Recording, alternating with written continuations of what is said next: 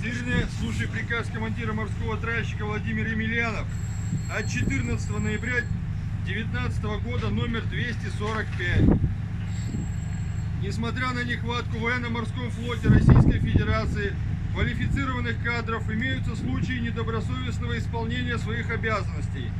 Так, в результате простых, но неумелых движений лейтенанта Шаповала Александра Валерьевича 14 ноября 2019 года в 6:30 жена Шаповал Ева Александровна вместо будущего защитника Родины родила девочку Евгению весом 4 килограмма и ростом 51 сантиметр.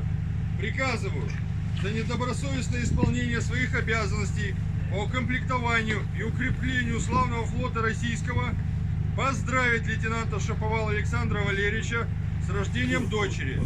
Лейтенанта Шаповала Александра Валерьевича выбросить за борт в Балтийском море на 42 градуса 44 минуты 5 северной широты и 131 градусов 22 и 19 восточной долготы, выдать 100 грамм водки. В дальнейшем считать его бракоделом до исправления.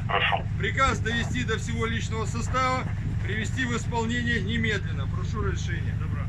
Спасательный жилет. Одеть. Быстро. Там есть.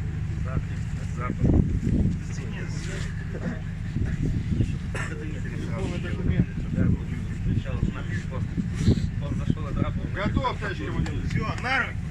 Взяли. Бери больше, чем боитесь. Бери калаш,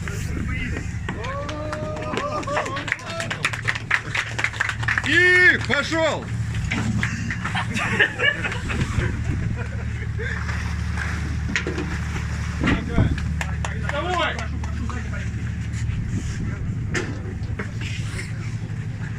Место, отошли все. Есть.